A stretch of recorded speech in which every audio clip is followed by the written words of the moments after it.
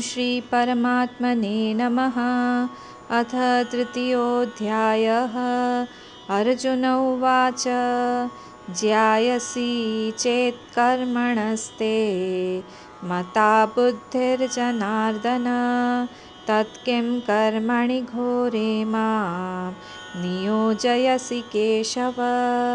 व्यामिश्रेणेव वाक्येन बुद्धिं मोहयसीव मे तदेकं वद निश्चित्य येन श्रेयोऽहमाप्नुयाम्। श्रीभगवानुवाच लोकेऽस्मिन् विविधा निष्ठा पुरा प्रोक्ता मया नघ। ज्ञानयोगेन साङ्ख्यानां कर्मयोगेन योगिनां न कर्मणामनारम्भात् नैष्कर्म्यं पुरुषोऽश्नुते न च सन्न्यसनादेव सिद्धिं समधिगच्छति। न हि कश्चित् क्षणमपि जातु तिष्ठत्य कर्मकृत् कार्यते यवशः कर्म सर्वः प्रकृतिजैर्गुणैः। कर्मेन्द्रियाणि संयम्य य आस्ते मनसा स्मरन् इन्द्रियार्थान् विमूढात्मा मिथ्याचारः स उच्यते।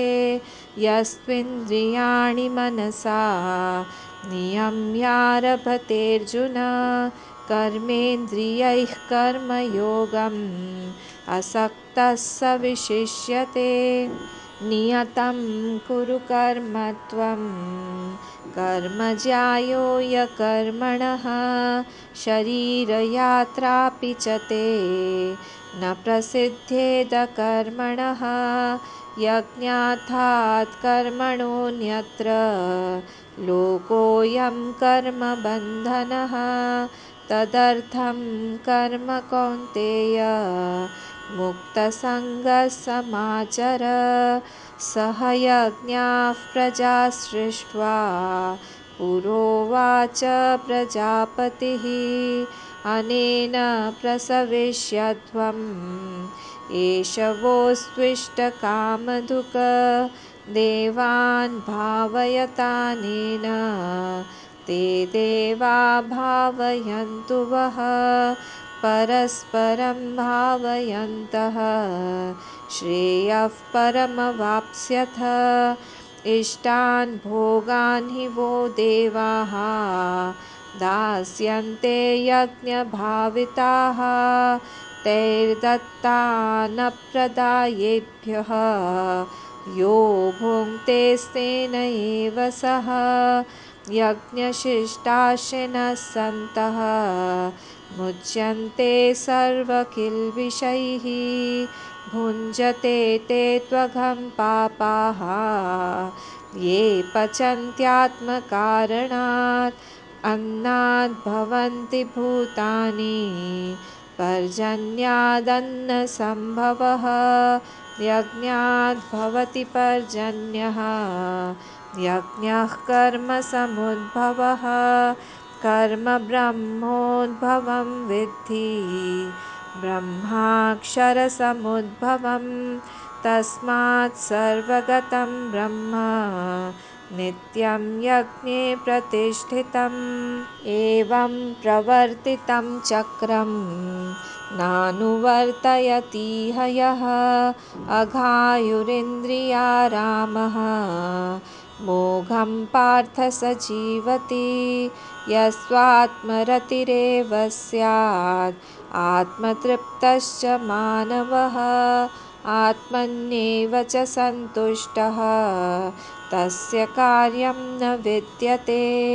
नैव तस्य कृतेनार्थः नाकृतेनेह कश्चन न चास्य सर्वभूतेषु कश्चिदर्थव्यपाश्रयः। तस्मादसक्तः सततं कार्यं कर्म समाचर।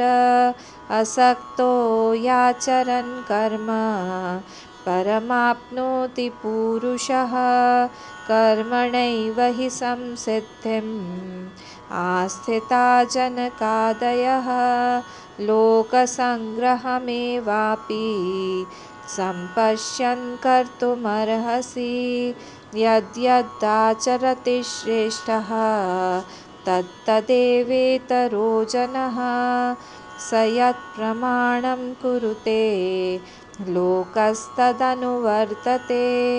न मे पार्थास्ति कर्तव्यं त्रिषु लोकेषु किञ्चन नानवाप्तमवाप्तव्यं वर्त एव च कर्मणि यदि ह्यहं न वर्तेयं जातु कर्मण्यतन्द्रितः मम वर्त्मानुवर्तन्ते मनुष्याः पार्थ सर्वशः उत्सीदेयुरिमे लोकाः न कुर्यां कर्म चेदहं शङ्करस्य च कर्ता स्याम् उपहन्यामि माः प्रजाः सक्ताः कर्मण्यविद्वांसः यथा कुर्वन्ति भारत कुर्याद्विद्वांस्तथा सक्तः चिकीर्षुर्लोकसङ्ग्रहं न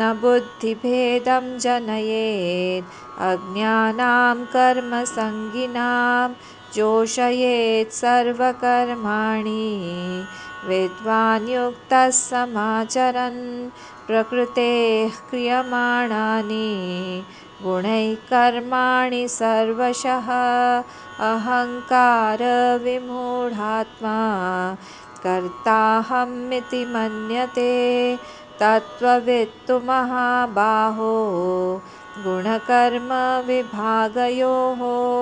गुणागुणेषु वर्तन्त इति मत्वा न सज्जते प्रकृतेर्गुणसम्मूढाः सज्जन्ते गुणकर्मसु तान् कृत्स्नविदो मन्दान् कृत्स्नविन्न विचालयेत् मयि सर्वाणि कर्माणि सन्न्यस्याध्यात्मचेतसा निराशीर्निर्ममो भूत्वा युध्यस्व विगतज्वरः ये मे मतमिदं नित्यम् अनुतिष्ठन्ति मानवाः श्रद्धावन्तो न सूयन्तः मुच्यन्ते तेऽपि कर्मभिः ये त्वेतदभ्यसूयन्तः नानुतिष्ठन्ति मे मतम्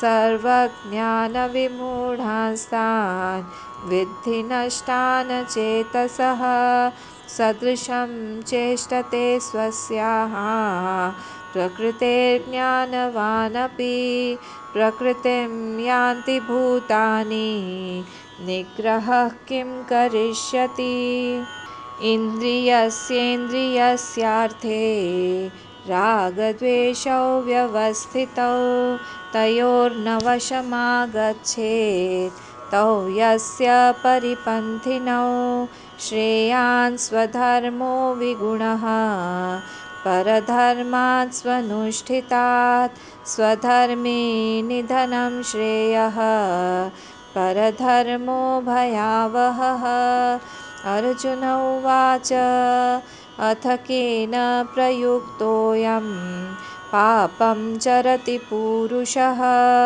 अनिच्छन्नपि वार्ष्णेय बलादिव नियोजितः श्रीभगवानुवाच काम एष क्रोध एषः रजोगुणसमुद्भवः महाशनो महापाप्मा विद्धेनमिह वैरिणं धूमेनाव्रियते वह्निः यथादर्शो मलेन च यथोल्बेनावृतो गर्भः तथा तेनेदमावृतम् आवृतं ज्ञानमेतेन ज्ञानिनो नित्यवैरिणा कामरूपेण कौन्तेय दुष्पूरेणानलेन च इन्द्रियाणि मनो बुद्धिः अस्याधिष्ठानमुच्यते एतैर्विमोहयत्येषः ज्ञानमावृत्य देहिनं तस्मात् त्वम् इन्द्रियाण्यादौ नियम्य भरतर्षभ पाप्मानं प्रजह्येनं ज्ञानविज्ञाननाशनम् इन्द्रियाणि पराण्याहुः इन्द्रियेभ्यः परं मनः मनसस्तु परा बुद्धिः यो बुद्धेः परतस्तु सः एवं बुद्धेः परं बुद्ध्वा संस्तभ्यात्मानमात्मना जहि शत्रुं महाबाहो कामरूपं दुरासदम् ॐ तत्सदिति श्रीमद्भगवद्गीतासु उपनिषत्सु ब्रह्मविद्यायां योगशास्त्रे श्रीकृष्णार्जुनसंवादे कर्मयोगो नाम तृतीयोऽध्यायः।